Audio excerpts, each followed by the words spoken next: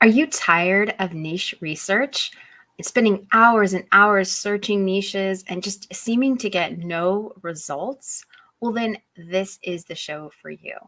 All right. Hi, my name is Ashley Schmidt, and I'm with that Published with Ashley, where I talk about how to make money online and most often about how to produce low content books that you can sell through Amazon Publishing, Kindle Direct Publishing, KDP.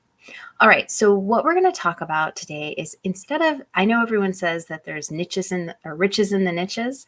Well, there's some truth to that, but I think we need to reframe that. I remember when I first started my journey with the KDP and everyone's like, do niche research. And I would spend hours and hours and hours going down rabbit holes of, I don't know if you've done this, you just type things into Amazon and keep trying to find something in here and there. And there's like some magical secret thing, right? There's not. And I hate to dissuade all of you, but it's not a secret. It's more about understanding the market, understanding people. So instead of thinking about niche research, and I still believe you have to focus, but here's the thing. I think people are thinking of it wrong, especially newbies. Instead of, that whole saying that there's riches in the niches, well, you're kind of thinking about it wrong because the niches don't purchase things, people do. So, how I want you to think about this is to reframe your thoughts and reframe how you're thinking about creating low content books and start focusing on the people. Focus on the people, their problems, and how you can solve their problems and what they need, what they want. Okay, so I know this is kind of a switch from the normal niche idea, and it's not actually too different, but it gives you a different thing to focus on, and it gives you an audience, someone who has, in the whole marketing world, a lot of times what people do is market research, right? And they search for they look at a market and look to see if there's people who want to buy that. And the key thing is, or they're looking for people who want to purchase something. I think in the low content world, we start thinking about we can make a book and we can make any book. And there's these keywords and it's all, it's like some magical formula, but that's not it. Remember, there is an algorithm and that's Amazon's algorithm, but people are the ones purchasing it. And you have to solve their problems to be able to, get them to part with their money. Okay. Good morning. To those on, I have a few people live. Thank you for being here. And let's see. So what I wanted to do is give you guys some examples because I know you're thinking, that's great advice, but what do you mean? Okay, so I'm going to give you some examples. Let me share my screen. So here I was, I think it was 3 days ago, and I was flipping through Netflix and Jane Eyre, I think the 2011 version came up, but I was like, oh, Pride and Prejudice, Jane Austen. I love that. And so I got thinking, I'm like, well, what could I do with Jane? Like Jane Austen has a huge fan base, right? Like huge fan base. People are super into this. And so I started doing some Google research on how popular. So this Austen Prose, and I'm guessing it's a she, I honestly don't know, has like all these details about Jane Austen's different books and Jane Austen's life and times, dining, etiquette, entertainment, fashion, home and garden. Like people who are into this era are super into it, right? They watch these types of, I guess this is a Netflix book club. Okay, so the Bridgerton, I know, and you can't, remember when you're looking for people, you can't use, now Jane Austen's fine because that's in the public domain, but like Bridgerton, that's like a Netflix series. So you can't be using things like that, but you can understand the people and what problems they have or what they're interested in by looking at their websites. So start to focus on pick a fandom. That's what I was thinking through this. You can, instead of picking like a niche or like cats or dogs or something, pick a fandom and try and create books around that fandom, what those people want. Think about the audience, what they need, what they want. So I caught a few ideas. I did want to show you some stuff. So, pick things that are popular. Of course, Facebook. There we are. So I just did a search on Google or on Facebook for groups, all things Jane Austen group. There's 27,000 members in this group. There's another one with 25,000 or 52,000 members, and they have 10 posts a day. So it's super popular. Like there's people who are really into this, Jane Austen and all things Jane Austen. So what could you create for them? So I started kind of doing some brainstorming. And what I like about this method is focusing on like a fandom or a people or something that people are super interested in, is you can start to create books around that. So here's just some ideas I came up real quick with Jane Austen. You could do word searches. There's dots. You could do reading logs, some sort of, if they've read Jane Austen's works, what they thought about them. You could do it detailed. You could really delve into a book. Maybe it's a study guide for a particular book, Pride and Prejudice, that sort of thing. Book club discussion questions. Maybe you can, if you're really into some sort of fandom or something, so do something around that. Prompts, like a prompt book, a recipe book. People are into the dining and etiquette of that day and age. So you could do some sort of, recipes that you look up that are in the public domain and use from that time period. Fashion plates, so that people could like draw gowns. So people are really into that era of dress. So you could have just kind of the basic model and then they could draw gowns or something like that. Gardens is really big in that era, gardening and gardens. So garden journals, garden planners. You could just do planners around those who are fans of Jane Austen. Maybe you have quotes from her books. You could have notebooks. Maybe it's quote notebooks. Maybe it's the fashion of the time. And if, you could do all sorts of things. There's so many things you can do around like people who are really interesting in something. Now, the great thing about that too, is if you focus around people, like people who are interested in something rather than just like a niche, then you understand those people, where they, are they on Facebook? Are they on Instagram? Are they on TikTok? Where are those people? And where can you put your book in front of those people? Okay, so let me go down because I want to go through the rest of my tabs. So other popular things, Dracula. This is definitely in the public domain, the Bram Stoker's book.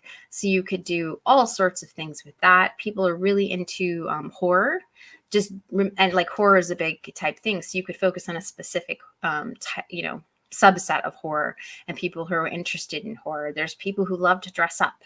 There's people who love, the Dracula era. There's people who like vampires, all these sorts of things. You just got to come up with a people and what they like. And then of course, stay away from trademarks, stay away from current shows and things like that. But some of this old stuff you can definitely use. Okay, so something I'm super into is Renaissance festivals. And I was just trying to brainstorm some ideas. And I mean, look, it's pretty darn popular. Yes, it's more popular during the summer to the fall because that's when they have the festivals. So Renfest, people actually go, you dress up. We're super into it. My family, we've spent thousands of dollars with costumes. I have corsets, big poofy gowns, the hair, fairy wings. I mean, my whole family's into it. We dress up. It's crazy. But we're really into it. And so there's so many things you could do with that. So I was doing some brainstorming, like what kind of things could you do? Live action role playing is a thing. Like I actually just talked to somebody a few days ago who loves to do live action role playing. That's super cool. They, I don't know how they plan out their different moves because some of it they actually act out for groups and various things. So you could have like a planning notebook or something where they can draw, equipment or pieces they'd like to have for their live action role playing. Right. So you can have some sort of notebooks. How about a leather design book? One of my friends, she said she liked to design things into leather. Right. So you could have kind of like a sketchbook, but maybe it has like kind of a prompt area to like say what type of signet or what kind of design would you like that's in a circle or something like that, so that they could design what they want to put on their leather etchings. How about a Renfest tasting logbook? Because believe me, when you go to Renfest, everyone shoves so much food in. Like I have like 6 things when I go that I always have to have. So you can do, people eat like the beer, the food, the turkey, breads. There's so much food there. It's great. But what you could do is you could create some sort of tasting logbook, something like that. And then you can actually advertise it against things that people who are into this. Like I was trying to think, would I go and look on Amazon for a Renfest type book? No, but I would go on Amazon and look for things to hang off my belt. Like people have like a tankard hanging on their belt. They have like utensils, pouches, all potion bottles. There's so many things people hang off their belts. So I would look for that sort of stuff. So you could make an advertisement for your book against those sort of products, and you might get some, it would definitely be cheap ads, right? But if you understand the people and what they're searching for, why they're searching for it, you can advertise to them really cheaply. Renfest research notebooks. So I was actually doing some research on what Renfest my family would go to. So there's so many things you could do. They could just be a memory logbook. You could do word searches, puzzle books, all the things of people focused on this type of era and this type of interests. So I want you to start thinking about people, fandoms, um, group followings of things instead of just a niche, because a niche, it's like you think it's a secret magic thing, but it really isn't. It's just one thing. Where if you start thinking about the people and what they want, why they want it, what problems they have, you can start to come up with a lot of books that solve their problem. And if they buy one thing from you, they're likely to buy something else, especially if they really liked what they bought from you previously. So you can sell them other things by having in the back of your book saying, these are other products that are in my library of books that we've created. So I hope that's really helpful. I really like the idea of kind of twisting the whole niche and moving it towards people, audience. What can you serve? Who can you serve? How do they want to be served? What do they need? Instead of just trying to come up with a one-off niche, like, oh, I want to do a word search. Well, that's great, but who are you doing the word search for? Who's going to purchase it? Why do they want to purchase it? Are they interested in that sort of thing? And if you understand people in a group, you're going to be able to better serve and create products around that niche. And the great thing with this is you can pick, 5 or 6 you're interested in and work on one and create 5 to 6 products for that, and then start to work on another and another. So if you're kind of like me, who wanders all over the place with ideas, you just have to focus for a short amount of time to create some sort of product line around this. And then that way you can kind of move on. And then if you see things start to sell, you can start to create more things of those that are selling. Okay, so let me answer some questions. Hello, Bailey, Car Gamer. Okay, Polina and yeah. Okay. So, hey, everybody. Oh, we have people from Mexico. Paulina's from Mexico. Oh, yeah, I remember that. All right. So, Car Gamer wanted to know how to promote your book. All right. Well, it depends what the book is. That's one of the reasons I really let me drop off sharing my screen, maybe, if I can get my cursor to work. It's just not going to work today, apparently. There we go. All right. So, one of the ways to promote is you can do it through, it depends where people are. So that's why I like looking at an audience. Where are the people who want to buy your book? Are they on Facebook? Are they on Instagram? Are they on TikTok? Are they on Twitter? Where are your people and where can you promote it? Pinterest is a great one because there's like a lot of interest across Pinterest, and it is a search engine. The other way is obviously Amazon ads. That's a good way to promote. You could create a YouTube channel about, if you're like a super Austen fan, Jane Austen fan, like that woman who did her Austen Prose blog. She promotes a lot of books. So if you look through her site, she has a bunch of books that she promotes that she's read and has reviews on.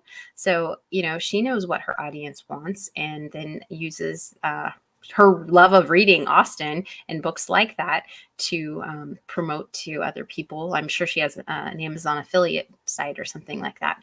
But it was really interesting to kind of go through her site. So how to promote your book, it just depends where your people are and what you want to do and how you want to do it. I don't know if that helps. But the shortest, easiest way is to learn Amazon advertising, though that takes time and money. The cheap way is probably to create a Pinterest account that's free, business account, or YouTube or Facebook group, Facebook page, and promote through that. You can promote through tutorials. You can promote through flip throughs.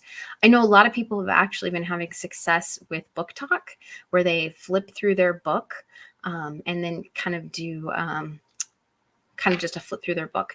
I think that might work with something visual like maze books, word search books.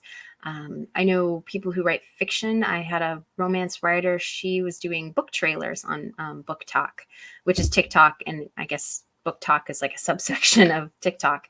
And she was doing book trailers. So she was trying to do the hook, you know, like I can't think of a hook for a romance novel. But, you know, it's kind of like, will, you know, so the feisty princess runs off. Will, you know, the prince come follow her or whatever? That's a terrible hook, but you get the idea.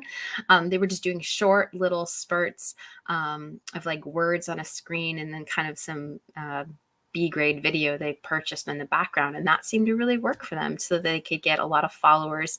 And then through their page, it promoted or pushed it back to their author webpage on Amazon. So there's lots of ways to do it. You just have to figure out where your people are and yeah, promote to them. All right. Any other questions? That's kind of all I had for today. I just wanted to get you guys to rethink and refocus on the way to sell books isn't just about finding the magic keywords. You can get lucky and find the magic keywords. Or if you're one of those super research people who, you know, you can definitely create and find like the keyword to sell something. But if you don't create the right book to sell under that keyword, then you're going to have a few purchases initially, but people are going to be unsatisfied and you'll get low reviews. So you want to, I think it's easier, especially if you're new, to start focusing on an audience. Pick somebody who has rabid fans. Jane Austen, her whole era has rabid fans. And you could pick just, you know, manners, gardens, etiquette. I don't know. You can pick anything out of there and come up with what those people need and want and create things around that. All right. Thanks so much for being here, everybody. Thank you, Danny, for coming and listening.